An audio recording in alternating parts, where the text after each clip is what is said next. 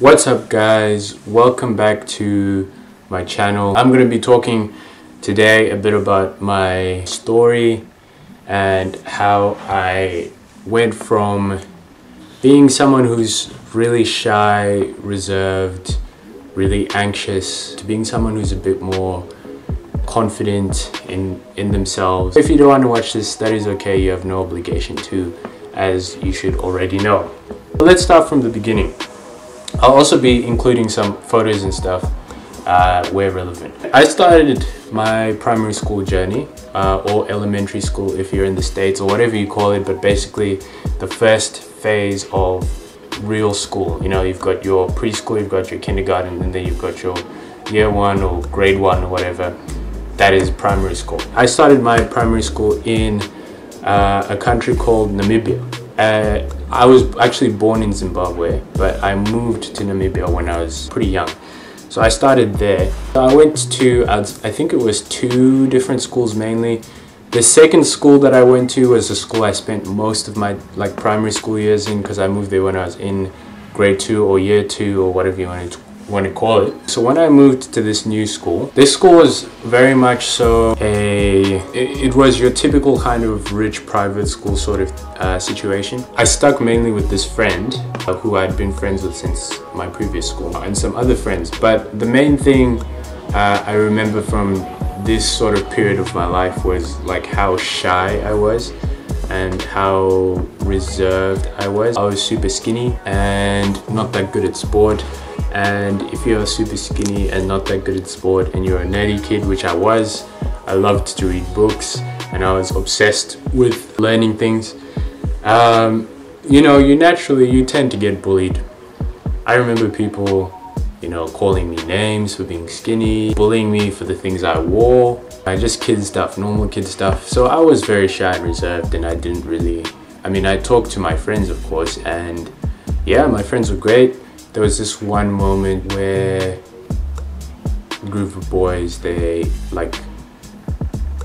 all shoved me to the floor, and they started stomping me, kicking me, and they were all laughing about it, and I was kind of laughing about it too, because I didn't want to seem left out, and they acted like it was a joke sort of thing. That's when I started lifting. I joined a futsal team because I wanted to improve my skills in sport and become a better athlete, and I discovered I wasn't very good at futsal. 3, I actually started a business, and it was a cake business, because on top of being someone who spent a lot of their time reading, I actually spent a lot of time cooking and baking as well. So I built up the skill of doing it, and I started my own cake business. Actually was making decent money in this cake business. Now obviously, not to say that I know better now, but I wasn't very smart with my money back then, and whilst I did invest it back into the business, buying ingredients and equipment and stuff like that, I'd spent a lot of it on clothes and shoes and things like that, all those kind of things, because my main goal, I wanted to impress people. I wanted to have nice things to be able to impress people. I started seeing slow kind of progress in terms of fitting in and, not being so weird, because now that I was on the futsal team, I kind of knew more people through futsal. I had something to relate to the popular kids with. I also, I was looking better because of the clothes I was wearing. My physique wasn't great. I was still skinny, as you'll see in the photos that I will show you.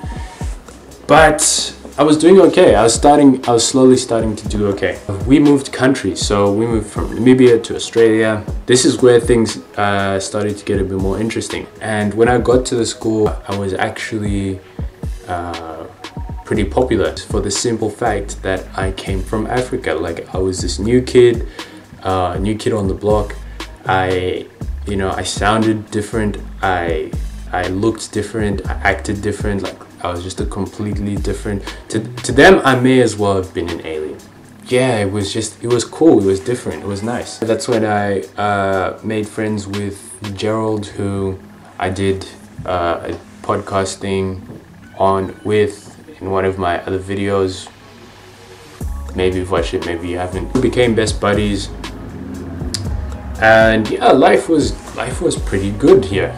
But then as I went along, I was still, but you know, at the time I was still a pretty skinny kid. I would say, even though I had made more friends, and on the outside one would think, wow, you know, this kid is maybe pretty confident, I was still quite insecure, and I think everyone is insecure at times. That's when I started doing this thing called CrossFit, which I might have videos and photos of that I might put up. I started lifting, I started looking good, gaining a little more female attention. We then get to year 9, where I went to boarding school. My family moved over to Papua New Guinea. Luckily, whilst I was in boarding school, the place I was in boarding school, I had family there and it was all good. Like, I wasn't completely isolated. But here is where I started experiencing for the first time in my life struggles with my mental health, and was eventually diagnosed with anxiety, a generalized anxiety disorder and panic disorder. But yeah, that I won't go too deep into it right now, but that's what happened. I was back to being a bit of a weird kid, but that wasn't really a concern anymore. Now my concern was sort of figuring out my mental health. It's a bit dark, but you kind of start thinking a little bit more about death. You kind of start thinking about what you really want to do with your life, what you want to experience, how you want to leave your legacy, if you want to leave a legacy. You start thinking a bit more about God, if you're Christian or if you're religious. I came across this book called 7 Habits of Highly Effective People. It was the first book that kind of got me thinking a little bit more about, I don't know how to explain it, like self-development, sort of like life stuff. And I know I'm only 18 years old. I haven't experienced life as such, and it taught me a little bit more about things like having a vision and having a life mission and things like that, and structuring your life in such a way that you achieve your life mission. The other thing it taught me was that your life mission may not be so clear at the moment, and you may only know one single detail about it, but the details keep sort of adding up as time goes on. It was at that point that I started writing a book. Now, why did I start writing a book? I don't know why necessarily. My thing was like, I really want to write a book. You know, this is one of the things I want to do with my life, because I'd been reading a lot and I was inspired to write a story, particularly a story about a story that is set in Africa, because I hadn't read many books of stories set in Africa. Gerald was starting out his music career sort of thing, so we were kind of talking about that, and since we both had our pursuits, I was writing my book, he was doing his music thing. That's when we started this brand called Drip and Dream, and we kind of learned about our love for content creation and just telling stories. And it was at this point where I sort of started to understand a little bit more about this thing called purpose, and the value of struggle and the value of overcoming challenges that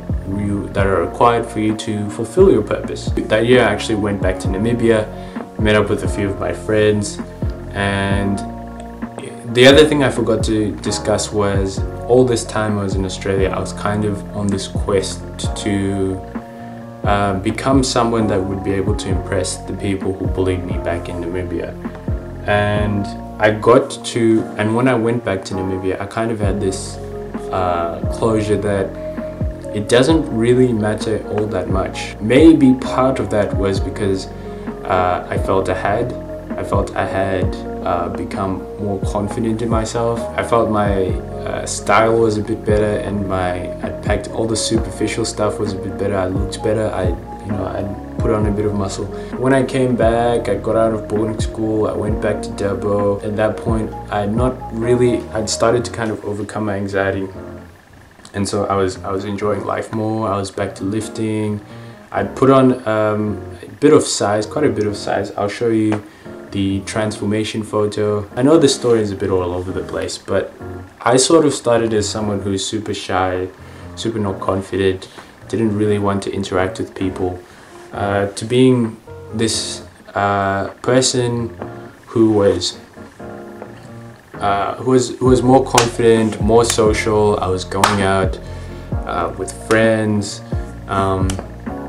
I'd released my book and I felt great about having achieved this thing that I've been working on for so long.